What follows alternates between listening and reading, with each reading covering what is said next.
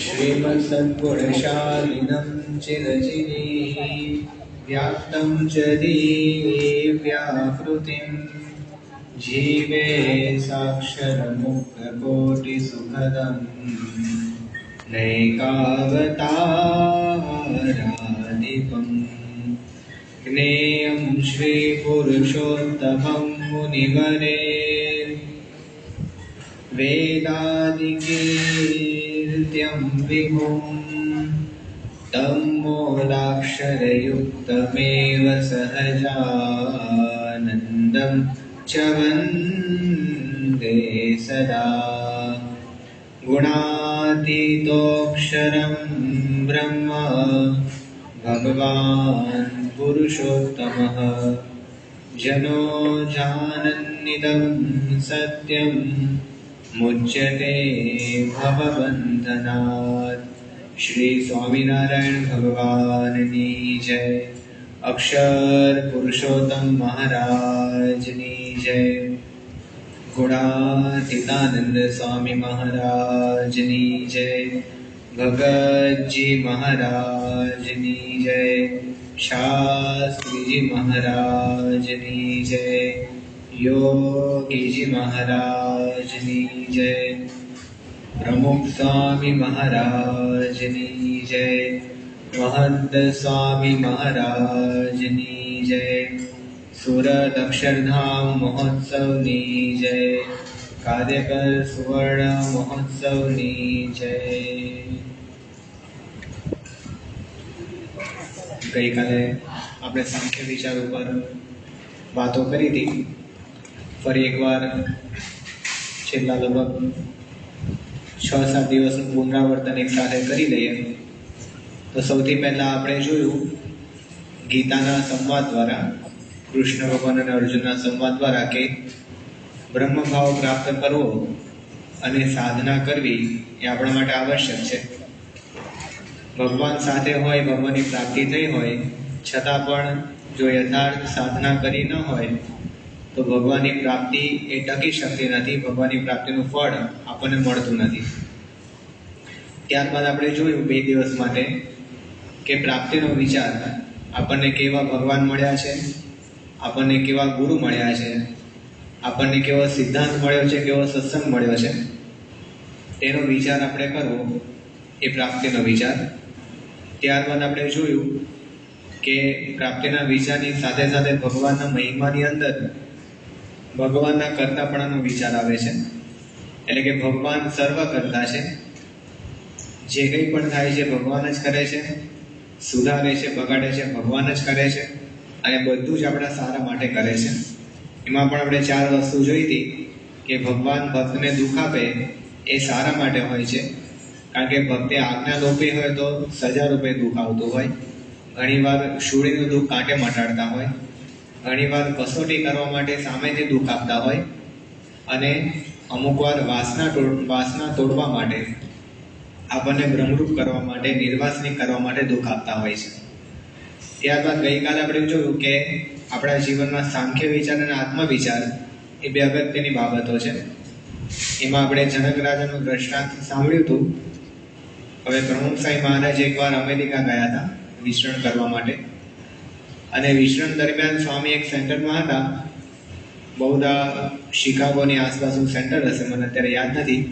પરંતુ એ સેન્ટરમાં સ્વામી હતા અને ત્યાં આગળ મહાનુભાવોની અને ગુણભાવી હરિભક્તોની એક સભા ગોઠવાઈ હતી. એટલે પ્રમુખ સાંઈ મહારાજ જે સોમપ્રકાશ સ્વામી છે, અત્યારે ભાવનગરમાં છે, તો સોમપ્રકાશ સ્વામીને સ્વામીએ આજ્ઞા કરી કે તમે સભામાં વહેલા પહોંચી જજો અને તમે હરિભક્તોને કથા વાર્તા કરજો. પછી અમે આવશું ને પછી અમે પણ કથા વાર્તા કરીશું. તો સોમપ્રકાશ સ્વામીએ કથા વાર્તા કરી અને એમાં એમણે જનક રાજાનું ઉદાહરણ આપ્યું અને ખૂબ જ વિસ્તારપૂર્વક એમણે જનક રાજાની વાત કરી. ત્યારબાદ પ્રમુખ સાંઈ મહારાજ, વિવેક સાગર સ્વામી બધા એ સભામાં પધાર્યા. એ સ્વામી સભામાં પત્ર લેખન કરતા આપણે દર્શન કર્યા હશે ઘણા બધા હરિભક્તો કે સ્વામી સભામાં પત્ર લેખન કરતા હોય. તો સ્વામી પત્ર લેખન કરતા હતા અને વિવેક સાગર સ્વામી કથા શરૂ કરી. હવે એમને ખબર નહીં કે સોમપ્રકાશ સ્વામીએ શું વાત કરી છે, એટલે એમણે પણ જનક રાજાની વાતો શરૂ કરી. તો જેટલા વિસ્તારથી સોમપ્રકાશ સ્વામીએ વાત કરી એટલા જ વિસ્તારથી વિવેક સાગર સ્વામીએ જનક રાજાની વાત કરી. વિવેક સાગર સ્વામીએ વાતો પૂરી કરી પછી સ્વામીને માઇક આપ્યું તો પ્રમુખ સાહેબ મહારાજે પણ જનક રાજાની વાતો કરી. તો આખી સભા જનક રાજા પર થઈ. સભા પૂરી થઈ પછી સ્વામી રૂમમાં આવ્યા એટલે રૂમમાં પછી વિવેક સાગર સ્વામીએ વાત કરી. સ્વામી આજે તો લોચો વાગી ગયો કે સોમપ્રકાશ સ્વામીએ જનક રાજાની વાત કરી, મેં જનક રાજાની વાત કરી અને અધૂરામાં પૂરું તમે જનક રાજાની વાત કરી. તો વિવેક સાગર સાહેબ કે લોકો શું વિચારતા હશે, બધા ગુણભાવી છે તો વિચારતા હશે કે આ BAPS ના સંતોને જનક રાજા સિવાય કંઈ આવડવું લાગતું નથી. આ 2 કલાકથી જનક રાજાની વાતો કરે છે. ત્યારે પ્રમુખ સાહેબ મહારાજ બોલ્યા હતા, સ્વામી હસ્યા અને પછી સ્વામીએ વાત કરી કે મારા મનમાં એમ કે જનક રાજા જેવી સમજણ બધાને થઈ જાય તો બધા સુખિયા થઈ જાય. તો સત્પુરુષના અંતરમાં ઈચ્છા છે કે આપણી પણ આવી દ્રઢતા વિચારોની થાય જેવી જનક રાજાને હતી, જેવા આપણે ઉદાહરણો ગઈકાલે સાંભળ્યા એવી દ્રઢતા આપણને થાય. બીજું પરમ પૂજ્ય મહંત સાહેબ મહારાજ ઘણી બધી વાર જ્યારે સાંખ્ય વિચારની વાત કરે છે, જગતના સુખની વાત કરે છે, ત્યારે સમય વારંવાર એક વચન યાદ કરે છે અને આપણે યાદ કરી લઈએ. મહંત સાહેબ મહારાજ ઘણીવાર ગરડા મધ્ય પ્રકરણનું 47મું વચનામૃત યાદ કરે છે. વચનામૃતનું શીર્ષક છે પાતાળ સુધી પૃથ્વી ફાટ્યાનું.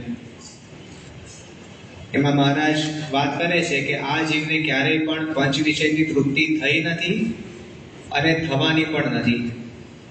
જેમ પાતાળ સુધી પૃથ્વી ફાટી હોય તો 2-3 ઘડા નાખવાથી ગઈ એ પૂરી નથી જવાની, એમ પાતાળ સુધી આપણને વિષયની તૃષ્ણા છે, જન્મો જન્મની તૃષ્ણા છે પંચ વિષયની.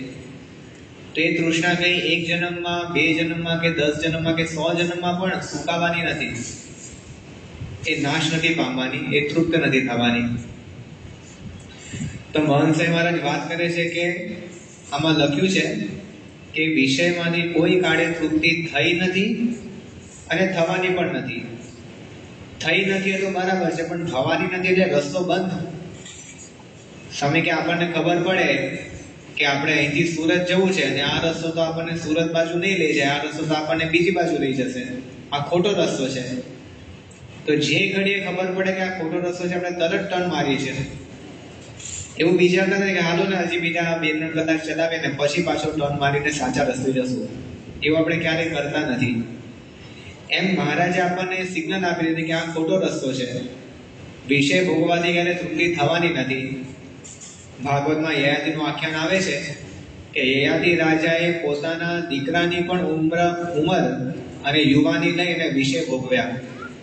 હજારો વર્ષો સુધી વિષય ભોગવ્યા અને વિષય ભોગવીને પછી શું કહે છે તો ભાગવતમાં લખ્યું છે કે ન જાતુ કામ કામાના ઉપભોગેન શામ્યતિ હવિષા કૃષ્ણ વર્તમેવ ભૂય એવાભિ વર્ધતે.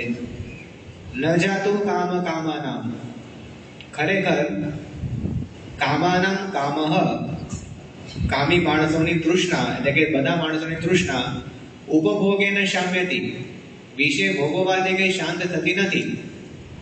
અને દ્રષ્ટાંત કેટલું સરસ આપ્યું કે હવિષા કૃષ્ણ વર્તમેવ ભૂય એવાભિ વર્ધતે. કૃષ્ણ વર્ત એટલે અગ્નિ, જેનો રસ્તો કાળો છે એવો અગ્નિ. તો અગ્નિ કોઈ દિવસ ઘી નાખવાથી શાંત થતી નથી. જેમ ઘી નાખવાથી અગ્નિ શાંત થતી નથી, ઉપરથી વધારે પ્રજ્વલિત થાય છે, એમ વિષય ભોગવવાથી તૃષ્ણા ઓછી થતી નથી પણ વધારે વધે છે.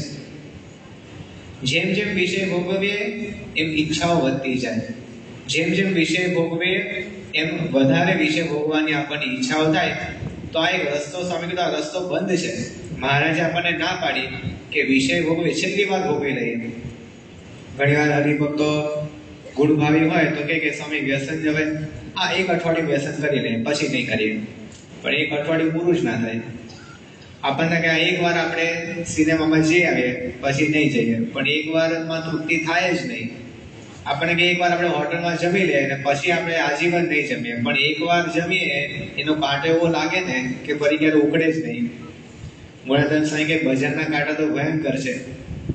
આ જમીનમાં જે કાંટા હોય વાગે તો કાઢી શકાય, એનો ઘા વાગે રૂજાઈ શકે, પણ પંચ વિષયના જે કાંટા છે, સ્વામી કે બજારના કાંટા છે, કેવા છે? તો એકવાર ઘૂસ્યા અને એનું ઝેર ચડ્યું તે કોઈ રીતે ઉતરે એવું નથી. ગમે એટલી પછી કથા વાર્તા સાંભળીએ, ગમે એટલો સમાગમ કરીએ, પણ એ જે કાંટા ઘૂસી ગયા હોય અંતરમાં, એને બહાર કાઢવા, એનું ઝેર ઉતારવું બહુ અઘરું છે. એટલા માટે સૌથી સારામાં સારો ઉત્તમ માર્ગ એ છે કે એ રસ્તા પર જવું જ નહીં, એ રસ્તો જ બંધ કરી દેવો. સ્વામી કે મહારાજે વરદાન આપ્યું કે તૃપ્તિ થવાની જ નથી, તો પતી ગયું, શું કામ પ્રયત્ન કરવો? વિષય ભોગવીને આપણી વાસના સંતોષીને પછી નિર્વાસિત થવું, એવું તો આશા જ ના રાખવી. મહારાજે પણ ના પાડી. તો સ્વામી આપણને આ સાંખ્ય વિચારની અંદર આ ખાસ એક મુદ્દો સ્વામી દરડાવતા હોય છે, આપણે યાદ કરીએ. અને આત્મવિચાર તો આપણે એના પર બહુ વાત કરી શક્યા નથી, પરંતુ આત્મવિચાર માટે ભંસય મહારાજ ઘણીવાર કહેતા કે સત્સંગમાં અમુક તો આત્મવિચારના વિરોધી હોય છે. સ્વામી કે બોલે શું કે આપણે તો બાપા એક, તમણા ને તમમણા. પણ સ્વામી કે ભંસય મહારાજના વચનો કહું છું. સ્વામી કે સત્સંગમાં કેટલાક એવું કહે કે બાપા એ બાપા અને આપણે બાપા ને બાપા આપણા, પણ કે જે બાપાને તમે પોતાના માનો છો એ બાપા જ તમને કહે છે કે આત્મવિચાર કરજો. તો શા માટે આત્મવિચારના દુશ્મન બનવું આપણે? ઘણી વાર બધા કહે કે આ આત્મવિચારની તત્વજ્ઞાનની વાતો આપણા કામની નહીં, પણ એ તત્વજ્ઞાન તો મહિમા છે અને આપણે કરવાનું છે. અક્ષરમ અહમ પુરુષોત્તમ દાસોત્મી આપણે બોલીએ છીએ તો ખરેખર અક્ષરરૂપ થવાનું છે. અક્ષરરૂપ થવા માટે અક્ષરની માન્યતા કરવાની છે. અક્ષરની માન્યતા કરવા માટે આત્માનો વિચાર કરવાનો છે. આ પગથિયા છે, એટલા માટે આપણા માટે અનિવાર્ય વસ્તુઓ છે. અને પ્રમુખસાઈ મહારાજ તો કેટલો આગ્રહ રાખતા. પ્રમુખસાઈ મહારાજના કોઈ પણ પ્રવચન, કોઈ પણ આશીર્વચન તમે સાંભળો તો લગભગ 2 લઈને 3જા આશીર્વાદમાં આત્મા પરમાત્માની વાત આવે છે. સ્વામી એકવાર લંડનમાં હતા, ત્યાં લંડનના બાળકો, હવે એમને ગુજરાતી માંડ સમજાય એવા બાળકોને સ્વામી કથા વાર્તા કરવા બેઠા. સ્વામી આત્મા પરમાત્માની વાતો કરી એમને. અમેરિકાના યુવકો શિબિર માટે ભેગા થયા હતા. કાર્યકર કન્વેન્શન હતું, યુવકોની શિબિર હતી. એ શિબિરની અંદર સ્વામી આત્મા પરમાત્માની વાતો ચાલુ કરી. અને આપણે તો સભામાં ઘણી બધી વાર સાંભળી હશે, સ્વામી હંમેશા બ્રહ્મ પરબ્રહ્મની વાતો કરતા. પ્રમુખસાઈ મહારાજ કે ગીતાનો 8મો અધ્યાય એ અક્ષર બ્રહ્મ યોગ અને ગીતાનો 15મો અધ્યાય એ પુરુષોત્તમ યોગ. બ્રહ્મરૂપ થઈને અક્ષરરૂપ થઈને ભગવાનની ભક્તિ કરવાની ગીતાનો સાર છે. અને આવું સ્વામી ઘણી બધી વાર વાતો કરતા. અને ખાલી કથા વાર્તા કરતા એટલું જ નહીં, સ્વામીનો આગ્રહ પણ રખાવતા. 1986ની સાલમાં જ્યારે આપણને બધાને ખ્યાલ છે કે અક્ષરધામ ગાંધીનગર બનતું હતું, નિર્માણાધીન હતું. એ ગાંધીનગર અક્ષરધામમાં કેવી પ્રકારના પ્રદર્શનો બનાવવા, કેવી પ્રકારના આપણે શોઝ કરવા, કેવું આર્કિટેક્ચર આપણે ઊભું કરવું જેથી કરીને લોકોને આકર્ષણ થાય, લોકો એમાંથી કંઈક મેસેજ પ્રાપ્ત કરીને જાય, કંઈક સંદેશો લઈને જાય. તો એના માટે અક્ષરધામની જે આખી ટીમ હતી, સંતોની આખી ટીમ હતી અને અમુક યુવકો પણ એમાં હતા. એ બધા આખા દુનિયાના અલગ અલગ દેશોમાં જે આવી મોટી ઇમારતો હોય, મોટા સ્થાનો હોય, એ બધું નિરીક્ષણ કરવા માટે ગયા હતા. પરમ પૂજ્ય મહંસય મહારાજ પણ એ ટીમમાં સાથે હતા. ઈશ્વરચરણ સ્વામી પણ હતા, બ્રહ્મવિહારી સ્વામી હતા, અક્ષરવત્સલ સ્વામી હતા. તો ઘણા બધા સંતો આ યાત્રામાં ગયા હતા. અને આખી યાત્રા કરીને પાછા આવ્યા અને સ્વામી એ બધા સંતોનું સ્વાગત કર્યું. સ્વામી બધાને હાર પહેરાવ્યા, સ્વામી બધાને ભેટ્યા અને પછી સભા થઈ. તો સભામાં પ્રમુખસિંહ મહારાજે કીધું, અક્ષય મુનિ સ્વામીને વાત કરી. સ્વામી કીધું કે તમે ટેકનોલોજીની વાત કરો, તમે જે શું જોઈને આવ્યા આખી દુનિયામાં, એ તમે જે ટેકનોલોજી જોઈ એ તમે વાત કરો સભામાં. એટલે પછી અક્ષય મુનિ સ્વામી અને બીજા સંતોએ સભામાં બધી વાતો કરી. પછી છેલ્લે સ્વામીનું પ્રવચન આવ્યું, આશીર્વાદ આવ્યા સ્વામીના. ત્યારે સ્વામીએ કીધું કે આ બધી ટેકનોલોજીની બધી વાતો સંતોએ કરી, પણ અમારી તો એક ટેકનોલોજી છે, આત્મા અને પરમાત્મા. આ સૌથી સારામાં સારી ટેકનોલોજી છે, એમાં કોઈ વિઘ્ન આવે નહીં. તો સ્વામી આખી સભામાં આત્મા પરમાત્માની વાતો કરી. સભા પૂરી થઈ પછી સ્વામી જે સંતો યાત્રામાં જઈને આવ્યા હતા બધાને ભેગા કર્યા અને પછી સ્વામીએ સંતોને વાત કરી. હવે આ બધા સંતો કેટલા વ્યસ્ત હોય આપણને ખ્યાલ છે. અત્યારે પણ જે સંસ્થાકીય બહુ જ મોટા કાર્ય કરવાના હોય એમની એક એક સેકન્ડ એ સંસ્થા માટે વપરાતી હોય, ખૂબ જ વ્યસ્ત હોય, પણ એ સંતોને સ્વામી આજ્ઞા કરી. સ્વામી કે તમારે બધાએ છે ને રોજ 1 કલાક આત્મવિચાર કરવો. હવે આ કેટલી મોટી આજ્ઞા કહેવાય. રોજ 1 કલાક, 1 મિનિટ મળતી ના હોય એવા સંજોગોમાં સ્વામી કે રોજ 1 કલાક આત્મવિચાર કરો. પછી સ્વામી જોઈ રહ્યા સંતો સામે, પછી સ્વામી કહ્યું કે વાંધો નહીં, 1 કલાક ના થાય તો અડધો કલાક તો કરવો જ. હવે એમના મનમાં કેટલો આગ્રહ હશે આ વાતનો કે રોજ આપણે અડધો કલાક આત્મવિચાર કરવો. અને મહંસે મહારાજે ઉમેર્યું, મહંસે મહારાજ કે ગુણાતીતાનંદ સ્વામી તો વાતમાં લખ્યું છે કે 8 પહોર એવો વિચાર કરો કે હું તો આત્મા છું. 8 પહોર એટલે 24 કલાક. સ્વામી 24 કલાક આપણે વિચાર કરવાનો છે કે હું અક્ષર છું, હું બ્રહ્મ છું, આત્મા છું. અને પછી મહંસે મહારાજે પણ વાત કરી, સ્વામીના આશીર્વચનોમાં આપણને ઓડિયો પ્રાપ્ત થાય છે. સ્વામીએ કીધું કે 24 કલાક ના થાય તો 1 કલાક કરો, અને 1 કલાક ના થાય તો અડધો કલાક કરો, પણ અડધો કલાક તો કરવો છે, એમાંથી ઓછું ના કરવું પાછું. તો પ્રમુખ સાહેબ મહારાજની પણ આજ્ઞા, મહંત સાહેબ મહારાજની પણ આજ્ઞા, અને એમની ઈચ્છા કે આપણે રોજ આત્મવિચાર કરીએ, જેથી કરીને આપણને પોતાનું સ્વરૂપ ખબર પડે કે આપણે જ સુખ સ્વરૂપ છીએ, આપણે જ ભગવાનને ધારવાના છે. એટલે આપણે પછી વિષયમાં શા માટે લોભાવવું? પોતાને આત્મા માનવો, તેમાં બધું આવી જાય. ગુણાતીતાનંદ સ્વામી પોતાની વાતમાં લખ્યું કે નિજાત્માનમ બ્રહ્મરૂપમ, એ એક શ્લોકમાં મહારાજે બધા જ ઉપાય આપી દીધા. વાસણા ટાળવાનો ઉપાય કહો, બ્રહ્મરૂપ થવાનો ઉપાય કહો, બધો ઉપાય એની અંદર આવી ગયો. સ્વામીએ વાતમાં કીધું કે પહેલા તો આત્માની માન્યતા થાય, પછી આત્મા રૂપે વર્તાય. પહેલા પરાણે માનવું પડે કે આપણે આત્મા છીએ, ભલે ન મનાતો હોય. સ્વામી કે વિષય રોપી નાખતા હોય તો પણ પોતાને આત્મા માનવું, કારણ કે આત્મા માનતા માનતા અંતે એકવાર આત્મા મરી જશે અને બ્રહ્મરૂપ થઈ જવાશે. તો સમગ્ર ગુરુ પરંપરાની મહારાજે 50થી પણ વધારે વૈષ્ણવમાં આત્મનિષ્ઠાની વાતો કરી છે. તો એમને તો ના જ કરી હોય, આપણે કરવાનું હોય તો જ કરી હોય. તે બધું આપણે મનમાં રાખી અને આત્મવિચાર પણ દ્રઢતાપૂર્વક કરવો, એવી સ્વામીની આજ્ઞા છે. હવે આપણે આગળના વિચાર ઉપર જઈએ. અર્જુનને કૃષ્ણ ભગવાનનું સ્વરૂપ યથાર્થ જાણતો નહોતો, તો પ્રશ્ન થયો હતો. અર્જુન પોતાના સ્વરૂપને જાણતો નહોતો, એટલે પ્રશ્ન થયો હતો. અને અર્જુન જગતને, સામેના સૈન્યને બરાબર જાણતો નહોતો, એટલે પ્રશ્ન થયો હતો. હવે આ 3 બાબતો કેવી છે કે આપણને તરત દેખાય એવી છે કે કોઈ પણ પ્રશ્ન આવે તો કાં તો ભગવાનના મહિમા સમજવામાં ખામી હોય, કાં તો પોતાને આત્મરૂપ માનવામાં ખામી હોય, કાં તો પછી જગતને નાશવંત માનવામાં ખામી હોય. પરંતુ શ્રીજી મહારાજે એક બીજો યુનિક વિચાર, એક યુનિક સાધના, વિશિષ્ટ સાધના આપણને આપી છે, એ છે સંબંધના મહિમાનો વિચાર. હવે આ વિશિષ્ટ કેમ છે? તો ઘણા બધા ગ્રંથોનો અભ્યાસ સંતો કરતા હોય છે, અને સંતોએ પૂર્વે પણ કરેલો છે. પણ વૈષ્ણવમાં મહારાજે જેટલી અભાવ ગુણ ન લેવાની વાતો કરી છે, જેટલી ભક્તોનો મહિમા સમજવાની વાતો કરી છે, એવી લગભગ આપણને કોઈ શાસ્ત્રમાં આટલી બધી વાતો પ્રાપ્ત થતી નથી. શાસ્ત્રોમાં આ વાતો ગર્ભિત રીતે પડેલી છે, એ આપણે હમણાં જોઈશું. પરંતુ મહારાજે જેટલી સ્પષ્ટપણે અને જેટલી દ્રઢતાપૂર્વક આ વાતો કરી છે, એવી બીજે કંઈ આપણને પ્રાપ્ત થતી નથી. તો આ એક ખૂબ જ યુનિક વસ્તુ મહારાજે આપી છે, અને એ વસ્તુ આપણને જો ન સમજાય તો ઘણી બધી ખોટ રહી જાય છે. શ્રીજી મહારાજે ગરડા પ્રથમના 71માં વચનમાં વાત કરી છે કે મહારાજ પોતાનું અક્ષરધામ અને પોતાના મુક્તો અને સમગ્ર ઐશ્વર્ય લઈને અહીંયા પૃથ્વી પર આવ્યા છે. તો મહારાજ અક્ષરધામમાંથી પોતે તો આવ્યા, અક્ષર બ્રહ્મ ગુણાતીતાનંદ સ્વામીને પણ લાવ્યા, પણ સાથે મુક્તોને પણ લાવ્યા છે.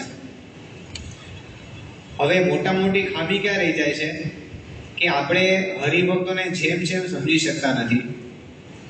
તો આજે 5મો વિચાર છે, એ ખૂબ જ અગત્યનો વિચાર છે કે હરિભક્તોને, ભગવાનના સંબંધવાળા ભક્તોને જેમ છે તેમ સમજવા. મહંત મહારાજનું વાક્ય છે કે મહારાજે હરિભક્તોને સાથે લીધા. હરિભક્તોને બાયપાસ ન કરી શકાય, એમના થ્રુ જવું જ પડે. એમાં દિવ્ય ભાવ મનુષ્ય ભાવ, દિવ્ય ભાવ મનુષ્ય ભાવ એવું આવે પણ થ્રુ એમાંથી જ ગાડી પસાર કરવી પડે. એટલે આપણને ઘણી વાર લાગે કે આપણે તો ભગવાન સાથે લેવા દેવા છે, આપણે હરિભક્તો સાથે શું લેવા દેવા છે, આપણે સત્સંગ સાથે શું લેવા દેવા છે. પણ એવું નથી. સ્વામી કીધું કે હરિભક્તોની ભીષણમાંથી પસાર થવું જ પડશે, અને એમાંથી જો બરાબર પસાર થશો તો જ અક્ષરધામમાં જવાશે. હવે આમ જુઓ તો પ્રાપ્તિનો વિચાર અને મહિમાનો, આ સંબંધના મહિમાનો વિચાર એકબીજા સાથે સંકળાયેલો છે. જ્યારે આપણે હરિભક્તોના પ્રસંગો વિચારીએ કે આપણા સત્સંગમાં કેવા હરિભક્તો છે, તમે જુઓ તો આવા હરિભક્તો દુનિયામાં ક્યાંય ન મળે એવા હરિભક્તો સત્સંગમાં આપણને જોવા મળે છે. આજે સત્સંગમાં કેટલા બધા નાના બાળકોથી માંડીને વડીલો સુધી તપ ઉપવાસ કરે છે. આવું તપ ઉપવાસ બહાર જોવા ના મળે. કેટલાય બધા બાળકો છે. મોહન સાહેબ મહારાજ ઓસ્ટ્રેલિયા પધારતા તો 9 વર્ષના 2 બાળકો એમણે ધારણા પારણા કરેલા અને સ્વામીનું સ્વાગત કરવા માટે આવ્યા હતા. ઘણા બધા બીજા નાના બાળકો હોય છે, ઘણી બધી પ્રકારના નિયમો લે છે. હવે આખી દુનિયા જ્યારે વિષય પાછળ દોડતી હોય ત્યારે આવા બાળકો, આવા યુવાનો સંયમ નિયમના નિયમો પાળે અને વ્રત ઉપવાસ કરે એ જોઈને આપણને થાય કે ખરેખર આ સત્સંગ સાચો છે, મહારાજ સ્વામી સાચા છે કે આવા ભક્તો આપણને જોવા મળે છે. તો હરિભક્તોનો વિચાર કરીએ તો ભગવાનના મહિમાનો વિચાર દ્રઢ થાય છે, અને જ્યારે ભગવાનના મહિમાનો વિચાર કરીએ તો હરિભક્તોનો મહિમા વધારે સમજાય છે. સંબંધનો મહિમા શું છે એ સમજાવવા માટે સંતો ઘણીવાર ઉદાહરણ વાપરે છે કે સામાન્યપણે અહીંયા બધા અમુક વડીલો આવ્યા છે તો લાકડી લઈને આવ્યા છે. તો એક લાકડી હતી, સિમ્પલ સાદી લાકડી. એ અમેરિકામાં $80,000 વેચાઈ હતી. એનું કારણ શું? તો સામાન્ય લાકડી હતી, લાકડાની લાકડી હતી, એમાં સોના જડેલા નહોતા, હીરા જડેલા નહોતા, પણ એ લાકડી ચાર્લી ચેપ્લિનની હતી. તો 80,000 વેચાઈ. યુવરાજ સિંહે 6 છગ્ગા માર્યા હતા. એનું જે બેટ જેના દ્વારા 6 છગ્ગા માર્યા એ 6 × 6 36 કરોડ રૂપિયામાં વેચાયું હતું.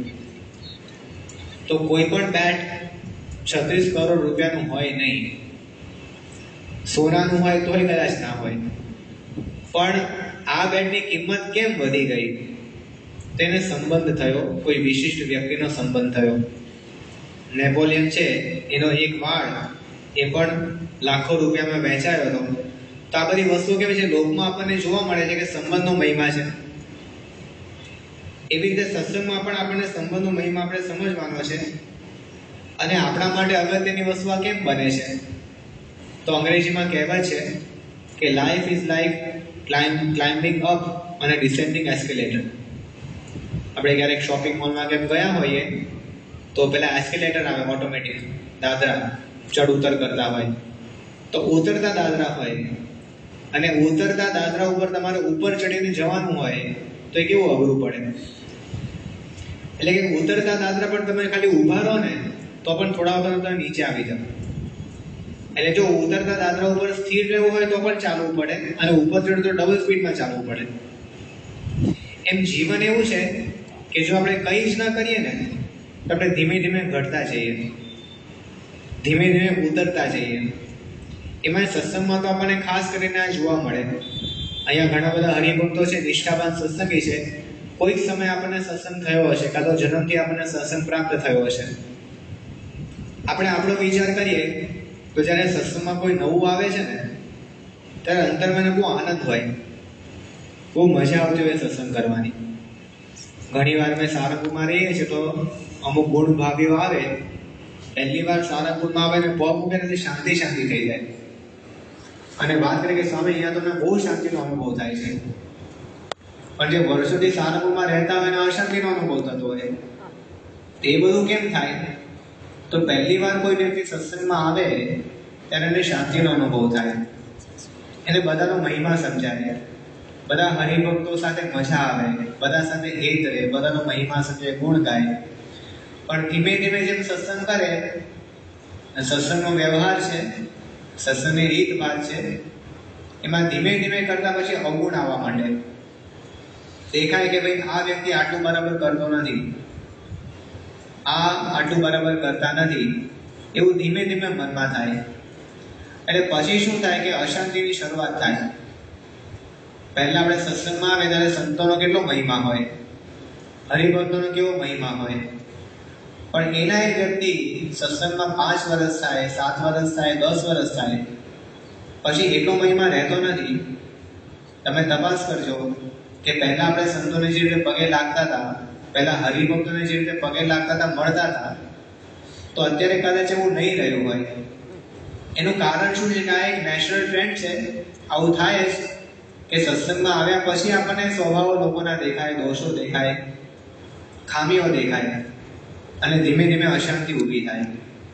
એમાંથી જો આપણે બચવું હોય તો સંબંધના મહિમાનો વિચાર કરવો પડે છે. અને વિશેષતા શું છે કે આપણે સત્સંગમાં આવ્યા પછી જેટલું પણ કંઈ જોઈએ છે ને, એ બધું જ સંબંધના મહિમામાંથી આપણને પ્રાપ્ત થાય છે. જેમ કે આપણે સત્સંગમાં આવ્યા તો આપણા મનમાં ઈચ્છા હોય કે આપણે સત્સંગમાં પ્રગતિ કરવી છે, અધોગતિ નથી કરવી. તો પ્રગતિ કરવાનો ઉપાય મહારાજે ગુણ ગ્રહણ અને સંબંધનો મહિમા બતાવ્યો છે.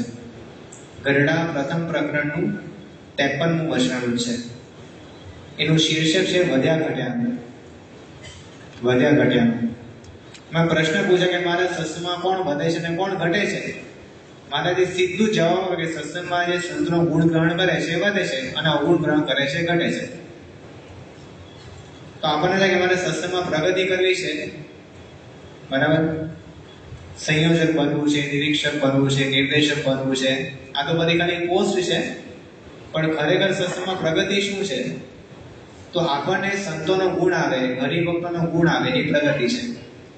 અને સત્સંગમાં અધોગતિ શું છે? તો આપણને બીજાનો અવગુણ આવે, આપણી અધોગતિ છે. જો મહારાજે એવું નથી લખ્યું કે લોકોને તમારો ગુણ આવે ને એ તમારી પ્રગતિ કહેવાય. આપણે શું સમજીએ કે બધાને મારો ગુણ આવે, એ બધાને એવું થાય કે ના, હરિભક્ત ખરેખર બહુ સારો હરિભક્ત છે, કે આ સત્સંગે તો ખરેખર 16 સત્સંગ જીવનમાં દ્રઢ કર્યો છે. આમના જેવો દળ ઉપવાસ કોઈ ના કરે, આમના જેવી ભક્તિ કોઈ ના કરી શકે, આમના જેવો નિયમ કોઈ ના પાડી શકે, આમના જેવો મહિમા કોઈ ના સમજી શકે. આવો બધો મહિમા કોઈ આપણો સમજે તે આપણી પ્રગતિ નથી. પણ આપણા અંદરમાં બધા પ્રત્યે આવો મહિમા જાય કે આ બધા હરિભક્તો દિવ્ય છે, બધા બાપાને રાજી કરે છે, એવો મહિમા આપણા અંતરમાં થાય ને તો આપણી પ્રગતિ છે. અને આપણને શું થાય કે સત્સંગમાં આપણને કોઈને આપણો અવગુણ આવી જાય. આપણે જો એકવાર રવિ સભામાં ના આવ્યા હોય, સવારની પારણમાં આવવાનો નિયમ હોય, એકવાર ના આવ્યા હોય, તો આપણને બીક શું લાગે કે હવે લોકો શું સમજશે? લોકો કહેશે કે આ તો સત્સંગી થઈને રવિ સભામાં આવતો નથી. આપણે હોટલમાં જમવા જઈએ, આપણને બીક હોય, આપણને કોઈ જોઈ જશે, કોઈ સત્સંગી જોઈ જશે તો આપણું ગુંડું દેખાશે કે આ કેવો સત્સંગી કે હોટલમાં જઈને જમે છે. પણ આપણી અધોગતિ શેમાં છે? લોકો આપણને કેવા સમજે એમાં નથી, આપણે બીજાને કેવા સમજે છે એમાં આપણી અધોગતિને પ્રગતિ છે. એવું મહારાજે આપણને સમજાવ્યું. બીજી વાત મહારાજે કરી કે સત્સંગમાં આવ્યા પછી આપણને શાંતિ જોઈએ છે, આપણને સુખ જોઈએ છે. ન્યાયમાં સુખની વ્યાખ્યા કરવામાં આવી છે. એ સુખ કોને કહેવાય? તો ઇતર ઈચ્છા અનધીન ઈચ્છા વિષયત્વ. ઇતર ઈચ્છા અનધીન ઈચ્છા વિષયત્વ એટલે શું? તો સામાન્યપણે અમે સંતો બધા યુવકોને પૂછે કે તમારે શું કરવાની ઈચ્છા છે? તો કે સ્વામી મારે 12મા ધોરણમાં સારામાં સારા માર્ક્સ લાવવા છે, મારી ઈચ્છા છે. કે ખરેખર 12મા ધોરણમાં સારા માર્ક લાવવાની ઈચ્છા છે કે પછી મેડિકલમાં એડમિશન લેવાની ઈચ્છા છે? તો કે સ્વામી સારામાં મેડિકલમાં એડમિશન લેવાનું હોય ને બીજું શું કરવાનું? તો કે હજી ઉભા રહો, મેડિકલમાં એડમિશન લેવાની ઈચ્છા છે કે ડોક્ટર બનવાની ઈચ્છા છે? પછી કે ડોક્ટર બનવાની ઈચ્છા છે કે પૈસા કમાવાની ઈચ્છા છે? ને પૈસા કમાવાની ઈચ્છા છે કે ગાડી બંગલા બનાવવાની ઈચ્છા છે? અને ગાડી બંગલા બનાવીને ખાલી રહેવાની ઈચ્છા છે કે સુખી થવાની ઈચ્છા છે? તો બધી વસ્તુમાં પ્રશ્ન પૂછો કે શું, તો બીજું કંઈ કારણ મળે. પણ સુખી કેમ થવું છે એવું તમે પૂછો તો કોઈ કારણ ના મળે. પૈસા કેમ કમાવા? તો સુખી થવા માટે. પણ સુખી કેમ થવું છે તેનો કોઈ જવાબ ના મળે. એટલે સુખ એવી ઈચ્છા છે જે બીજી કોઈ ઈચ્છાને અધીન નથી, બીજી કોઈ ઈચ્છાને આધારિત નથી. આવી સુખની વ્યાખ્યા કરી. તો સત્સંગમાં આવ્યા પછી પણ આપણને સુખ જોઈએ છે, શાંતિ જોઈએ છે. મહારાજે કીધું એ ડાયરેક્ટલી પ્રપોર્શનલ છે. કોની સાથે? તો ગુણ ગ્રહણ સાથે. ગઢડા પ્રથમ પ્રકરણનું 28મું વચનામૃત. મહારાજ કે સત્સંગમાં જે ઘટવાનું હોય તેને દિવસ દિવસ પ્રત્યે અસત વાસનાની વૃદ્ધિ થાય છે. એટલે પોતાને એવું સમજે કે હું સૌથી વધારે સમજુ છું અને આ સત્સંગી કંઈ સમજતા જ નથી, એમ સર્વે સત્સંગીનો અવગુણ ગ્રહણ કરે અને પોતાનો ગુણ ગ્રહણ કરે. એનું પરિણામ શું આવે? મહારાજે કીધું કે રાત દિવસ ગુંજાયા કરે, કોઈ જગ્યાએ સુખી કરીને બેસે પણ નહીં, રાત્રે સુવે તો નિદ્રા પણ આવે નહીં, અને અર્ધબડા કાચની પેટે ધૂંધવાયા કરે. અડધું બળેલું લાકડું હોય ધુમાડા વધારે કાઢે, પોતે બળતું હોય બીજાની આંખો બાળે, બીજાને ઉધરસ કરાવે. તો સત્સંગમાં જ્યારે કોઈ વ્યક્તિ એવું કરે કે હું બધું સમજુ છું ને આ કોઈ સત્સંગી કંઈ સમજતા જ નથી, આટલું પણ સમજતા નથી, તેના અંતરમાં હંમેશા ગજાયા કરે છે, એ મૂંઝાયા કરે છે, ધૂંધવાયા કરે છે અને અશાંતિનો અનુભવ થાય છે. પછી મહારાજનો કેસ એ તો પડી જવાનો છે સત્સંગમાંથી, પણ જેટલા દિવસ સત્સંગમાં રહે છે એટલા દિવસ પણ એને સુખનો અનુભવ તો ક્યારેય થતો જ નથી. શ્રાપ આપી દીધો મહારાજે, જેટલા દિવસ સત્સંગમાં રહે છે એ સત્સંગ તો સુખદાયી છે, છતાં સત્સંગમાં રહ્યા થકા પણ એને સુખનો અનુભવ નહીં થાય. અને બીજી બાજુ મહારાજે વાત કરી, સત્સંગમાં જે વૃદ્ધિ પામવાનો હોય, વધતો હોય, એને દિવસે દિવસે સદવાસનાની વૃદ્ધિ થાય છે, દિવસે દિવસે સત્સંગી માત્રનો ગુણ ગ્રહણ કરે છે, એક બે સત્સંગીનો નહીં, 5-10 સત્સંગીનો નહીં, સત્સંગી માત્રનો ગુણ ગ્રહણ કરે છે કે બધા સત્સંગી મારાથી મોટા છે ને હું કંઈ સમજતો નથી. એવું જ્યારે વિચાર કરે આઠે પોર આનંદ રહે છે, અંદરમાં સુખનો અનુભવ થાય છે. તો સીધું જ મહારાજ કહ્યું તમને સત્સંગમાં આવ્યા પછી પણ શાંતિ નહીં મળે જો અવગુણ લેશું તો, અને સત્સંગમાં આવ્યા પછી પણ જો ગુણ ગ્રહણ કરશું તો આપણને શાંતિનો અનુભવ થશે. ત્રીજી વસ્તુ આપણને શું જોઈએ છે? તો રાજીપો જોઈએ છે. આપણને બધાને પૂછવામાં કે આપણે અલ્ટિમેટલી શું જોઈએ, તો આપણે સુખ કરતાં પણ બધાને રાજીપો જોઈએ છે. ગમે તેમ કરીને મહંત સ્વામી મહારાજ આપણા પર રાજી થઈ જાય એ આપણા અંતરની ઈચ્છા છે. તો એ રાજીપો શેમાં રહેલો છે? અને આપણે બીક લાગે છે કે કોઈ રીતે સત્પુરુષ કુરાજી થઈ જાવ, આપણે કંઈ કરવું જ નથી. તો એ કુરાજીપો શેમાં છે? મહારાજે ગરડા મધ્ય પ્રકરણના 28માં વાત કરી છે.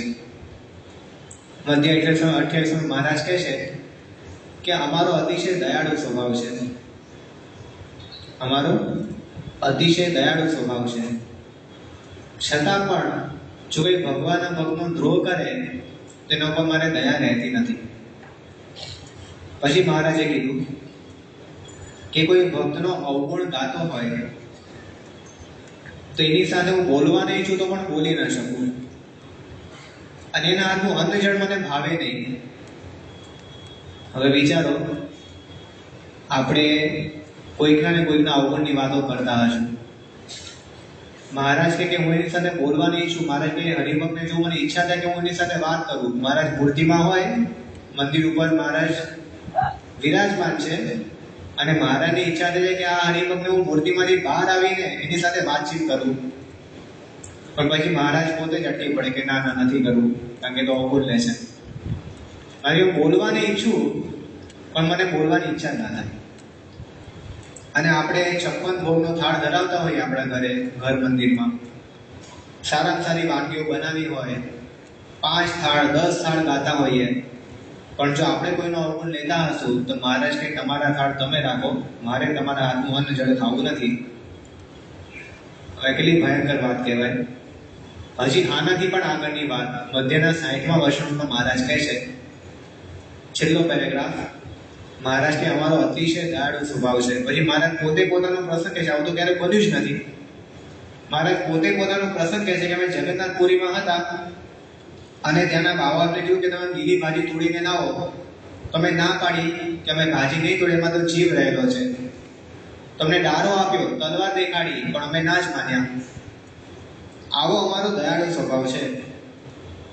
પછી મહારાજ શું કહે, એકદમ ટર્ન મારે છે મહારાજ કે આવો અમારો દયાળુ સ્વભાવ છે, છતાં પણ જો કોઈ ભગવાનના ભક્તને ક્રૂર દ્રષ્ટિએ કરીને જોવે તો અમને એવું થાય કે એની આંખો ફોડી નાખો. હવે અહીંયા જેટલા પણ બેઠા છે આપણે વિચાર કરીએ, આપણને ક્યારે પણ કોઈને આંખો ફોડવાનો વિચાર આવ્યો છે? લગભગ નહીં આવ્યો હોય. આંખો ફોડી નાખું. હવે આ કોણ બોલે છે? જે મહારાજ પોતે પોતાનું પ્રમાણ કરે છે કે હું અતિશય દયાળુ સ્વભાવ વાળો છું, પણ આ જગ્યાએ દયા નથી રહેતી. હજી મહારાજ આગળ વાત કરે છે કે અને જો હાથે કરીને ભગવાનના ભક્તનો દ્રોહ કર્યો હોય તો મને એટલું એવું થાય કે એના હાથ કાપી નાખું. આવો વિચાર આપણને આવ્યો નહીં હોય, પણ મહારાજને આવ્યો છે. અને કોના પર આવે છે? કદાચ આપણા પર જ આવ્યો છે. કે આપણે કદાચ કોઈ હરિભક્તને ક્રૂર દ્રષ્ટિએ જોતા હશું, કદાચ આપણાથી કોઈ હરિભક્તનો અપરાધ થઈ ગયો હશે. મહારાજે તો એટલી હદ સુધી કીધું, મહારાજ કે ભગવાન દયાળુ છે, ભગવાન જીવના બધા જ ગુના માફ કરે છે, પણ એવો એક કયો ગુનો છે જેને ભગવાન માફ કરતા નથી? મહારાજે કીધું કે ભગવાનના ભક્તનો દ્રોહ કરે ને એ ગુનો ભગવાન પણ માફ કરતા નથી. ગરડા પ્રથમ પ્રકરણનું 71મું વચનામૃત. તો જે ગુનો ભગવાન માફ કરતા નથી એ ગુનો શા માટે કરવો? અને આ ગુણ ગ્રહણ ને અભાવ ગુણ કેવી વાત છે? આ તો મહારાજે વાત કરી કે ભગવાન એના ગુના માફ કરતા નથી. આપણને પ્રસંગો પ્રાપ્ત થાય છે, સત્સંગમાં પ્રસંગો આપણને મળે છે, ભાગવતમાં પણ પ્રસંગો મળે છે. મહારાજે મધ્ય 26માં કીધું કે જય વિજય વૈકુંઠ લોકના દ્વારપાળ હતા, વૈકુંઠ લોકના મુક્તો હતા, છતાંય ભગવાનના ધામમાંથી પડ્યા. હવે ધામમાં ગયા પછી કેમ ના નીચે પડે? મારે કે ધામમાં ગયા પછી પડે. જો અવગુણ ને તો ધામમાં ગયા પછી પણ પડે. સંતાનિક ભગવાનના ભક્ત હતા, એનો દ્રોહ કર્યો, એનો અવગુણ લીધો, તો જય વિજય ભગવાનના પાર્ષદ, ભગવાનના મુક્ત તો પણ ત્યાંથી હેઠા પડ્યા. અને મહારાજે કીધું કે જો અભાવ ગુણ લે તો મારું વચન પણ ભોગ લાલો પાડો હતો. મહારાજે હાથો હાથ એને વરદાન આપ્યું હતું કે અંતકાળે હું તને અક્ષરધામમાં લઈ જઈશ. પછી તો મહારાજ અંતર્ધાન થયા, પણ લાલાપાડાએ ગોપાળાચાર્યનો દ્રોહ કર્યો. તો દ્રોહનું પરિણામ શું આવ્યું? મહારાજે પોતાનું વચન ભોગ કરી નાખ્યું. મહારાજ કે ભલે મેં વચન આપ્યું હતું કે અક્ષરધામમાં લઈએ, પણ હવે નહીં લઈ જાઉં. નહીં લઈ જાઉં એટલું નહીં, પણ એ ભૂતની યોનિમાં ગયો. અને ગંગાજળિયા કૂવામાં મહંતશ્રી મહારાજ કહે છે કે જે કૂવાના પાણી પીવાથી, જે કૂવાના પાણીથી સ્નાન કરવાથી આપણા ભૂતો ટળી જાય, આપણા સ્વભાવો ટળી જાય, એ જ કૂવામાં એ ભૂત થઈને રહ્યો. તો અક્ષરવડીની બાજુમાં જ પ્રાસાદિક ગંગાજળિયા કૂવામાં લાલોપોળો ભૂત થઈને રહ્યો. મહારાજ કીધું સોરી, હું તમને અક્ષરધામમાં નહીં લઈ જાઉં. તો મહારાજ કે આટલું બધું પૂરા જીવો એમને થાય છે. અભાવ ગુણ કેવું છે? તો એક પ્રકારનો શ્રાપ છે. મહારાજે ગરડા પ્રથમ પ્રકરણના 35મા વચનમાં વાત કરી કે જાજી બુદ્ધિ હોય પણ જો ભગવાનના ભક્તનો અવગુણ આવ્યો હોય તો બુદ્ધિ ઝેરરૂપ થઈ જાય છે. અને મધ્યના 66માં મહારાજે વાત કરી સદગુરુના પ્રશ્નનો આખું વચનામૃત છે. એમાં મહારાજે કીધું કે કોઈ વ્યક્તિને અવગુણ વધારે આવે છે એનું કારણ શું છે? તો પૂર્વેના જન્મમાં એણે કંઈક ખોટું કામ કર્યું હશે, કંઈક ભગવાનના ભક્તનો દ્રોહ કર્યો હશે, એટલા માટે આ જન્મમાં એને ભગવાનના ભક્તના અવગુણ જ સૂર્ય છે, પણ ગુણ દેખાતા જ નથી. તો જ્યારે આપણને બધાના અવગુણ જ દેખાય કરે અને ગુણ ના દેખાય તો સમજવું કે આપણી બુદ્ધિ શાપિત છે, આપણા પૂર્વ કર્મ બહુ ખરાબ છે, એટલા માટે આપણને આવો વિચાર આવ્યા કરે છે. અને અંતે આપણા ભગવાન સાથેના જોડાણની પરીક્ષા પણ આમાં જ રહેલી છે. મહારાજે કારણીના 9મા વચનમાં વાત કરી છે કે જેના અંતરમાં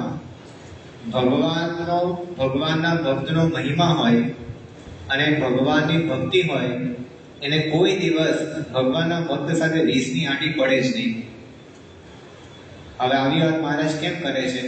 તો આપણને પ્રસંગ ખ્યાલ છે કે બ્રહ્માનંદ સાહેબ અને મુક્તાનંદ સાહેબ વચ્ચે અબોલા થઈ ગયા હતા. આખો પ્રસંગ એવો છે કે બ્રહ્માનંદ સ્વામીના એક શિષ્ય હતા, વાસુદેવાનંદ એમનું નામ હતું. હવે વાસુદેવાનંદ હતા તે બ્રહ્માનંદ સાહેબના દહિયા હતા. ને બ્રહ્માનંદ સાહેબ કાવ્ય બનાવે, ગ્રંથો બનાવે તો લખવાનું કામ આ સંત કરતા હતા. પણ હવે સાથે રહે એટલે કંઈક ઘર્ષણ થાય, કંઈક અવગુણ આવે, તેમને બ્રહ્માનંદ સાહેબ પ્રત્યેથી મન દુઃખ થઈ ગયું. એટલે પછી સાધુમાંથી જવા માટે તૈયાર થઈ ગયા. હવે મુક્તાનંદ સાહેબને ખબર પડી કે આટલા સારા સંત છે, આટલી સારી સેવા કરે છે, અને એને આવો વિચાર હતો એકઠો થઈ જવું તો એ યોગ્ય નહીં. એટલે મુક્તાનંદ સાહેબ સમજાવ્યા. અને મુક્તાનંદ સાહેબ કેવી રીતે સમજાવ્યા તો હરિચરિત્ર સાગરમાં આખો પ્રસંગ આવે છે કે મુક્તાનંદ સ્વામીને બ્રહ્માનંદ સ્વામીના ગુણો કીધા કે બ્રહ્માનંદ સ્વામી કેવા મહાન સંત છે, કેટલા મહારાજના રાજીપાવાળા સંત છે, એને છોડીને તમે કેમ જાઓ છો? પણ આ સંતનું મન માન્યું નહીં. પછી છેલ્લે મુક્તાનંદ સ્વામી કહ્યું કે વાંધો નહીં, જો તમને ત્યાં ના ફાવતું હોય તમે મારા મંડળમાં આવીને રહો, પણ સાધુમાં રહી જાઓ. એને આ વાત ગમી ગઈ એટલે પછી મુક્તાનંદ સ્વામીના મંડળમાં આવીને રહ્યા. આ બાજુ બ્રહ્માનંદ સ્વામીને ખબર પડી કે આ મારો શિષ્ય મારો નહીં રહ્યો અને મુક્તાનંદ સ્વામી પાસે જતો રહ્યો. એટલે મનમાં સહેજ મુક્તાનંદ સ્વામી પ્રત્યે ભાવ ફેર થયો. એટલે પછી મુક્તાનંદ સ્વામીને રોજ પગે લાગવા જતા હતા, પગે લાગવા જવાનું બંધ થઈ ગયું. 7 દિવસ સુધી આવું ચાલ્યું અને મહારાજને ખબર પડી. મહારાજે સભા બોલાવી અને મહારાજે કીધું કે પાડાની પેટે રીસ રાખે એ સાધુનો ધર્મ કહેવાય? એ બ્રહ્માંડ છે કે ના જ કહેવાય ને. તમારે તમે શું કામ એવું રાખો છો? બ્રહ્માંડ સાહેબ તો અંતરદર્શી વાળા સંત હતા. તરત જ પોતાની ભૂલ દેખાઈ, તરત મુક્તાનંદ સાહેબને ત્યાં દંડવત કર્યા. મુક્તાનંદ સાહેબને માફી માંગી અને મહારાજે કીધું કે કોઈ દિવસ હરિભક્ત સાથે રીસની આંટી ના પાડવી. શા માટે આંટી પાડવી? ઘણી વાર આપણે એવું બને કે આપણે બધા હરિભક્તો હોય, અંદર કોઈક ને કોઈ વ્યવહાર આપણને પડતો હોય, વ્યવહારમાં કંઈક આગુ પાછું થાય એને કરીને આપણને અવગુણ આવી જાય, આંટી બંધ થઈ જાય, બે હરિભક્ત બીજા સાથે બોલે જ નહીં. શાસમાના વખતમાં આવું બન્યું હતું. શાસમાના વખતમાં 2 હરિભક્તો હતા. હવે શાસમાં કથા કરે અને એક હરિભક્ત આવીને બેઠા હતા કથામાં, બીજા હરિભક્ત આવ્યા તે છેક ખૂણામાં જઈને બેઠા. એ શાસમાં કે ખૂણામાં કેમ બેઠા છો? અહીં નજીક આવીને બેસો. એ કે સમય નહીં બને. તો એ કેમ નહીં બને? તો પેલો બેઠો છે ને એટલે હું આગળ એમ નહીં બેસું. તો શાસમાં કે અક્ષરધામમાં શું કરશો? તો મોહન સાહેબ મારે કે શાસમાને એવું કીધું પેલા હરિભક્ત કે અક્ષરધામે ખૂણા બોલશું, પેલો પેલા ખૂણામાં હું આ ખૂણામાં. શાસમાં કે અક્ષરધામ ચોસલું છે કે ખૂણા મળે ત્યાં આગળ? ત્યાં તો બધા ભેગા રહેવાનું છે. તો અહીંયા જ ભેગા નહીં રહી શકો તો અક્ષરધામમાં શું ભેગા રહેશો તમે? તો ઘણીવાર આંટી પડી જાય અને આ આંટીને કારણે સત્પુરુષને કેટલું દુઃખ થાય છે. મોહન સાહેબ મહારાજ ગુરુપદે આપેલી ભાવનગરમાં હતા અને ભાવનગરની અંદર સ્વામીએ જાહેર સભામાં વાત કરી. સ્વામી કે ઘણીવાર એવું બને છે કે હરિભક્તોને પરસ્પર કંઈક ધનનો વ્યવહાર હોય, કંઈક કૌટુંબિક વ્યવહારો હોય, એમાં કંઈ વધઘટ થાય, કંઈ ભૂલચૂક થાય તો એકબીજાનો અવગુણ આવી જાય છે અને આંટી કેવી પડે કે સત્પુરુષ મુકાવે તો મૂકે નહીં. એટલે સ્વામી કહ્યું કે વ્યવહાર કરવો હોય ને તેવું સમજીને વ્યવહાર કરજો કે બધા હરિભક્તો દિવ્ય છે, પછી વ્યવહાર કરજો અને સાંખ્ય વિચાર દ્રઢ કરીને વ્યવહાર કરજો. સ્વામી કે તમે કદાચ પૈસા આપ્યા છે, પેલો પૈસા પાછા નહીં આપે, કદાચ ડિગ્રી આપ્યો હશે, ઘરમાં કંઈક પ્રશ્ન થશે, પણ જ્યારે કરો વ્યવહાર ત્યારે પણ દિવ્ય સમજીને વ્યવહાર કરજો, બાકી તો સત્સંગમાં અધોગતિ થશે આપણી. તો મહન સાહેબનો આગ્રહ આપણને દેખાય. હવે આપણે વિચારીએ તો અભાવ ગુણની આપણને આટલી બધી ખબર છે. અહીંયા બેઠેલા કોઈ હરિભક્ત એવા નહીં હોય કે અભાવની વાતો પહેલી વાર સાંભળતા હશે. હું અભાવની વાતો નથી કરતો, અભાવગુણ વિષય વાતો કરું છું. પણ આ વાતો આપણે પહેલી વાર નથી સાંભળતા, ઘણી બધી વાર સાંભળેલી છે. હવે આપણે વિચાર કરીએ, અંતરદ્રષ્ટિ કરીએ કે આપણને શા માટે કોઈ પણ વ્યક્તિનો અવગુણ આવે છે. પહેલા તો વિચાર અવગુણ આવે છે તો આવતો તો હશે જ. સ્વામી કે 15 કિલોમીટરની સ્પીડે પવન ચાલુ જ હોય છે. એમ ઝીણો અવગુણ, આ બરાબર બેસતો નથી, આ બરાબર ચાલતો નથી, આ બરાબર જમતો નથી, આ સભામાં બેઠો જોડા ખાય છે, ખબર નથી પડતી આની સરસ કથા વાર્તાને જોડા ખાય છે. તો કંઈક ને કંઈક ઝીણું મનમાં ચાલુ જ હોય. તો વિચારો કે આપણને કેમ અવગુણ આવે છે. ઘણા બધા કારણો હોય છે. એક કારણ આપણને એવું જોવા મળે કે ઝડપી નિર્ણય. ઘણીવાર કોઈ વ્યક્તિમાં અવગુણ ના હોય પણ ઉતાવળા નિર્ણયને કારણે આપણને અવગુણ આવી જાય. ઘણીવાર આપણામાં અવગુણ હોય એટલે બીજામાં અવગુણ દેખાય. પ્રમુખ સાહેબ મહારાજ ઘણીવાર એવું કહેતા કે જો તમે કોઈનો અવગુણ લેશો તો એ અવગુણ તમારામાં આવી જશે. હવે કેટલો મોટો શ્રાપ કહેવાય. આપણે જો કોઈના અવગુણ લેશું તો એનો એ જ અવગુણ આપણામાં આવી જશે. એટલે તમે એવું વિચારશો કે આ હરિભક્તો મોડા ઉઠે છે, કે આ હરિભક્ત સભામાં દર વખતે મોડા આવે છે. તો હવે આપણે સાચવવાનું, કારણ કે પ્રમુખ સાહેબનું વરદાન છે કે આપણે પણ મોડા આવતા થઈ જશું, આપણે પણ મોડા ઉઠતા થઈ જશું. કારણ કે જે વસ્તુનું ચિંતન થાય એ વસ્તુ હંમેશા અમલમાં આવે, એ આચરણમાં આવે વગર રહે નહીં. તો ઘણીવાર આપણામાં અવગુણ એટલે બીજામાં અવગુણ આવે, ઘણીવાર કુશળને કારણે આપણને બીજાનો અવગુણ આવી જાય. આ દરેકના દ્રષ્ટાંતો આપણને સત્સંગમાં પ્રાપ્ત થાય છે. પૂજ્ય આત્મસ્વરૂપ સ્વામી છે એ ઘણીવાર એક પ્રસંગ કહેતા હોય છે કે પ્રમુખ સાહેબ મહારાજ 1980ની સાલમાં આફ્રિકા ગયા હતા, અને આફ્રિકામાં નારાયણ પ્રસાદ નામના આપણા હરિભક્ત ભૂદેવ હતા, બ્રાહ્મણ, અને આફ્રિકામાં રહીને બધી સેવા ભક્તિ કરતા હતા, અને મહાપૂજા બહુ સારી કરાવે. પોતે ભૂદેવ હતા એટલે મહાપૂજા સાહજિક એમને આવડતી હતી અને કરાવતા. તે વાર પ્રમુખ સાહેબ મહારાજે આયોજન કર્યું કે તમે બધાની સામૂહિક મહાપૂજા કરાવો. એટલે પ્રમુખ સાહેબ મહારાજની ઉપસ્થિતિમાં નારાયણભાઈએ સામૂહિક મહાપૂજા કરાવી, અને ઘણા બધા હરિભક્તોએ મહાપૂજાનો લાભ લીધો.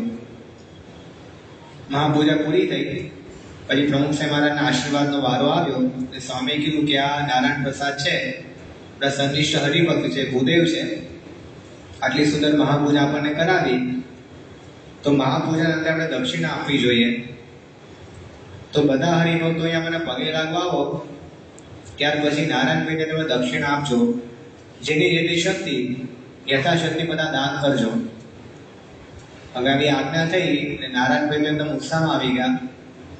સંતો બધા બેઠા હોય, સંતોને પગે લાગીને હરિભક્તો આગળ જાય તો લાઈનમાં છેલ્લે સંતોની લાઈનમાં નારાયણભાઈ ગોઠવાઈ ગયા, અને એક મોટું તવાસણું લઈને બેઠા. અને પછી હરિભક્ત આવે એટલે શિલિંગ આપે, તો 101 શિલિંગ આપે તો બધા કહે 101 માં શું થાય, 201 આપો ને, પેલા 201 આપે. કોઈ 200 શિલિંગ આપવા તો કે 400 આપો ને, તો બધા 400 આપે. ના હોય તો આગ્રહ કરે કે ભાઈ આપો ને વધારે. એટલે હવે સંતોની બાજુ બેઠા સંતો જોયા કરે કે આ મારો બ્રાહ્મણ લોભીઓ છે, બ્રાહ્મણ લોભીઓ છે. એટલે હરિભક્ત પ્રેમથી આપે, એમ તો કંઈ મળવાનું નહોતું. તો પ્રમુખ સાહેબ મહારાજની કૃપાથી હરિભક્તો દાન કરે છે, અને એમાં પાછું વધારે માંગે છે. આ તે વળી કેવો લોભ. એટલે બધું જોતા હતા, અને શેખ સુધી આ સિલસિલો ચાલુ રહ્યો. બધું પૂરું થયું પછી જે સંત એમની બાજુમાં બેઠા હતા એ સંત લઘુ કરવા માટે જતા હતા. બાપા એમને ઊભા રાખ્યા, બાપા કે અહીંયા આવો. એ પેલા સંત બાપા પાસે ગયા. પછી બાપાએ નારાયણભાઈને બોલાવ્યા કે નારાયણભાઈ તમે અહીંયા આવો. નારાયણભાઈ પેલું તબાસણું લઈને બાપા પાસે આવ્યા. હવે બાપાએ કીધું કે આ પૈસાનું શું કરવાના છો? એ નારાયણભાઈ કીધું કે સ્વામી મેં સંકલ્પ કર્યો હતો કે મને જેટલા પૈસા મળે દક્ષિણામાં એ બધા પૈસા તમારા ચરણોમાં, પ્લસ એટલા પૈસા મારા તરફથી મારા ઉમેરીને ડબલ તમારા ચરણોમાં. અને પેલા બાપાએ પછી નારાયણભાઈની વાત સાંભળી, પછી નારાયણભાઈને આશીર્વાદ આપે ને પેલા સંત સામે જોયું. સાહેબ કે સમજાઈ ગયું ને? પેલા સંત કહે કે સ્વામી તમને જો રોક્યો ના હોત ને, હું તો બાથરૂમ જવાનો હતો, તમે મને રોક્યો ના હોત તો આજીવન મને હરિભક્તનો અવગુણ આવી જાય. પણ આજે મને સ્પષ્ટતા થઈ કે તો મને અવગુણ હવે નહીં આવે, મહિમા સમજાશે કે આ હરિભક્ત કેટલા સમર્પિત છે. યોગી બાબાના વખતમાં આવો પ્રસંગ બન્યો. યોગી બાબાના વખતમાં પંચાળાનું એક રાસ મંડળ હતું. તે રાસ મંડળ યોગી બાબા પાસે આવ્યો અને રાસ રજૂ કર્યો. યોગી બાબુ રાજી થયા. પછી બાપાએ કીધું કે આ બધાને તમે હરિભક્તો દાન આપજો, દક્ષિણા આપજો. એટલે હરિભક્તો બધી દક્ષિણા આપી. એટલે દક્ષિણા પેલા લોકો વધારે ઉત્સાહમાં આવી ગયા અને વધારે રાસ રમ્યા. બીજા દિવસે ફરીથી રાસનો કાર્યક્રમ ગોઠવ્યો. એટલે સંતોને લાગ્યું કે આ તો હવે વધારે પડતું કહેવાય, હરિભક્તો પાસે પૈસા પડાવવાનો ધંધો ચાલતો લાગે છે. પણ એ બધો રાસ પૂરો થયો ત્યારે રાસ મંડળી બાપા પાસે આવ્યા, યોગી બાપા પાસે, અને કીધું કે સ્વામી બધી રકમ તમારા ચરણોમાં સમર્પિત, અમારે કંઈ જોઈતું નથી. તો ઘણીવાર ખરેખર અવગુણ હોતો નથી, ગુણ હોય છે. પણ આપણો ઉતાવળિયો નિર્ણય હોય ને એને કારણે આપણને અવગુણ લાગે છે. તો ઘણીવાર વિચારવું પડે કે આપણો ઉતાવળો નિર્ણય નથી ને. ઘણીવાર સંતો પ્રત્યે એવું થઈ જાય. અમદાવાદમાં બન્યું હતું એક વાત કે હરિભક્ત ડૉક્ટર સાહેબ પાસે આવ્યા અને ડૉક્ટર સાહેબે કીધું કે સ્વામી મને સંતોનો ભયંકર અવગુણ આવે છે. ડૉક્ટર સ્વામી સમજાવ્યા કે સંતો તો સમર્પિત છે, કે ઘરવાર બધું છોડીને આવ્યા છે, ભગવાનની ભક્તિ કરે છે, તમને અવગુણ શું આવ્યો? એ સ્વામી મેં જે જોયું છે ને એને લઈને મને અવગુણ આવી ગયો છે, હવે જવાનું નથી. ડૉક્ટર સાહેબ કીધું કે શું જોયું તમે? કે સ્વામી મેં જોયું કે સંતો છે ને અગાસીમાં જઈને ઈંડાની પાર્ટી કરે છે. ડૉક્ટર સાહેબ કે આપણે તો ઈંડાનો નિષેધ કરીએ છીએ, ઈંડાની પાર્ટી સંતો ક્યાંથી કરવાના? કે સાહેબ તમને નામ આપું. ડૉક્ટર સાહેબ કે મને નામ આપો, હું તપાસ કરીશ. એ નામ આપ્યા. ડૉક્ટર સાહેબ ધીમે ધીમે તપાસ કરી કે ભાઈ આ બધી વાત ચાલે છે, શું છે? એટલે પછી બધી ડૉક્ટર સાહેબને ખબર પડી કે આ તો ઘણા વર્ષો પહેલાનો પ્રસંગ છે. આપણી સંસ્થા દ્વારા એક પુસ્તક છપાવવાનું હતું, ઈંડું પોષણમાં મીંડું. હજી પણ એ પુસ્તક પુસ્તકમાં ઘણી વાર મળતું. તો ઈંડું પોષણમાં મીંડું એ પુસ્તકના ફ્રન્ટ પેજ ઉપર જે ઈંડાનો ફોટો રાખવાનો હોય ને, હવે ફોટો સારો ક્યારે પડે? સૂર્યપ્રકાશ સારો હોય એવી જગ્યાએ ફોટો સારો પડે. એટલે સંતો પેલા બીજા યુવક પાસે એક ઈંડું મંગાવી અને અગાસીમાં ગયા હતા ફોટો પડાવવા માટે. એટલે કે પેલા યુવક નીકળ્યું, આવી રીતે રાખ ફોટો પાડ્યો, પછી પાછું ઈંડું પાછું મોકલાવી દીધું. પણ હરિભક્ત શું જોઈ ગયો કે સંતો ઈંડું લઈને યુવક સાથે અગાસીમાં ગયા છે, અને ત્યાં અવગુણ ઘૂસી ગયો કે સંતો ઈંડા ખાય છે. કેટલું બધું જોડી નાખ્યું. ઈંડું લઈ ગયા છે તો ઈંડું ખાય છે, અગાસીમાં કે પાર્ટી કરે છે. હવે બધું કંઈ જોયેલું નહોતું, સાંભળેલું નહોતું, પણ એને મનમાં માની લીધું કે આવું જ હોય. એકવાર એક શિબિર હતી કાર્યકરોની, લગભગ સારંગપુરમાં જ હતી, અને શિબિરમાં વચ્ચે બ્રેક પડે. બધા અનુભવ છે, 10:30 વાગ્યાની આસપાસ બ્રેક પડે, નાસ્તો મળે થોડો. હવે 10:30 વાગ્યાના બ્રેકમાં બે કાર્યકરો વાત કરતા હતા. નારાયણની સામે આગળ ચાલતા જતા હતા, અને પાછળ બે કાર્યકરો વાત કરતા હતા કે આ સંતોને જલસા હોય છે, સંતોને જલસા હોય છે. તો કે શું જલસા? બીજા કાર્યકરે પૂછ્યું. તો પહેલો કાર્યકર કે જો હું હમણાં છે ને રસોડામાં ગયો હતો, તો રસોડામાં જઈને જોયું કે આપણા જે વ્યવસ્થાપક સંત છે ને એ પપૈયું ખાતા હતા. હવે સવારે નાસ્તો કરવાનો, 10:30 વાગે પપૈયું ખાવાનું, અને હમણાં પાછા 12 વાગે જમવા જશે. જલસા છે ને સંતોને. પેલો કે હા તમારી વાત સાચી છે, સંતોને જલસા. હવે નારાયણ સાહેબ બધું આગળ સાંભળે. હવે સંતનું નામ પણ બોલ્યા હતા. એટલે પછી મુનિ સામે પેલા સંતને જઈને ખાલી પૂછ્યું કે ભાઈ તમે પપૈયું ખાવા ગયા હતા રસોડામાં? તો કે હા સ્વામી. તો કે કેમ અત્યારે અચાનક 10:30 વાગે? તો પેલા સંતે કહ્યું કે સ્વામી આ શિબિરની વ્યવસ્થામાં કંઈ સમય મળતો નથી. ગઈકાલે રાત્રે હું જમ્યો નહોતો, મારે બીપીની ગોળી લેવાની હતી. તો પછી સવારે કહીશ એવું વિચાર્યું, સવારે નાસ્તો પણ કર્યો નહીં, કારણ કે વ્યવસ્થામાં બધું કરવાનું હતું. એટલે છેક 10:30 થોડો બ્રેક મળ્યો, એટલે મને કે બીપીની દવા લેવા માટે એક પપૈયું થોડું ખાઈ લઉં તો દવા લેવાઈ જાય, એટલા માટે આ દવા લેવા માટે પપૈયું ખાધું હતું. હવે વિચારો, પેલા કાર્યકરને કાયમ માટે અવગુણ તો ઘૂસી ગયો. એને દેખાયું નહીં કે સંતોનું સમર્પણ કેટલું છે, કે આપણી વ્યવસ્થા માટે 2 દિવસ 2 ટાઈમનું જમવાનું છોડ્યું છે. પણ એ કાંઈ ના દેખાયું, ઝડપી નિર્ણય લીધો અને અવગુણ આવી ગયો. તો ઘણી વાર આપણે વિચાર કરવો પડે કે ખરેખર આપણે જે અવગુણ વિચારે છે કે નહીં. કદાચ હોય પણ કરો, પણ બીજું અવગુણ આવવાનું કારણ એ છે કે આપણું પોતાનું દેહાભિમાન. આપણને દેહાભિમાન હોય, આપણામાં માન હોય, એટલે જ્યારે કોઈ વ્યક્તિ આપણું ન રાખે આપણને અવગુણ આપી જાય. મોટા ભાગના અવગુણ કેમ આવે? મહારાજે ધર્મમૃતમાં લખ્યું છે, મહારાજ કે જે વ્યક્તિ આપણું રાખે એનો ગુણ આપણને આવે, અને જે વ્યક્તિ આપણું ન રાખે એનો અવગુણ આવે. મહારાજ કે પોતાનું રાખતો હોય એનામાં 99 અવગુણ હોય તો બધાને બાયપાસ કરીને ગુણ ગ્રહણ કરશે કે આ વ્યક્તિ બહુ સારું. કેમ? તો કે મને હંમેશા મદદ કરે છે. અને જે વ્યક્તિ મદદ ન કરે, કદાચ આપણી સાથે બહુ સારું રાખતો ના હોય, તેના 99 ગુણ હોય એને બાયપાસ કરીને ખાલી અવગુણ પકડશે કે આ વ્યક્તિ આટલું બરાબર નથી કરતો. તો આ કેવી પ્રકૃતિ? જો કોઈ વ્યક્તિ તટસ્થ હોય તો શું જોવે? કેટલા અવગુણ છે, કેટલા ગુણ છે. પણ આપણે કોઈ તટસ્થ નથી, આપણે બધા પક્ષપાતી છીએ. જે આપણું સારું રાખે એનો ગુણ, જે આપણું સારું ન રાખે એનો અવગુણ. ઘણી વાર અમને તો અનુભવ થાય, તો ઉતાર વિવાહમાં સેવા કરતા હોઈએ તો સીધું જ તમને દેખાય કે હરિભક્તનું સાચવીએ તો રાજી પણ થાય, ને રાજી કરવા માટે જ બેઠા હોઈએ સંતો બધા. પણ ઘણી વાર સંજોગો એવા આવે અને જો ન સાચવી શક્યા કંઈક જોઈએ એવી વ્યવસ્થા ન આપી શક્યા, કંઈક ઓછું આવ્યું, તો પછી કાયમ માટે એને સત્સંગનો અવગુણ આવી જાય, સંતોનો અવગુણ આવી જાય. મોટા સંત હોય, બહુ એકાંતિક ધર્મ સિદ્ધ કર્યો હોય એવા સંતો હોય, ઘણીવાર સદગુરુ સંતો હોય, તો ત્યાં પણ અવગુણ આવી જાય કે મારું રાખ્યું નહીં ને એટલે મારે આવું ના ચાલે. તો હવે આપણે વિચાર કરવો પડે કે અવગુણ એવી રીતે ન લેવાય. કોઈ દિવસ આપણું માન ન સચવાય, આપણી વ્યવસ્થા ન સચવાય એટલે બધા સંતો ખોટા, સંસ્થા ખોટી, વ્યવસ્થા ખોટી, કાર્યકરો ખોટા, હરિભક્તો ખોટા, એવું બધું ના સમજાય. બુદ્ધિપૂર્વક શાંત ચિત્તે ભગવાને ધારીને વિચાર કરવો પડે કે ખરેખર બધા સારા જ છે, પણ મને દુઃખ થયું છે, મારું અભિમાન છે, મારું દેહાભિમાન છે. તો એની વિશેષ વાત હવે આપણે આવતીકાલે કરીશું.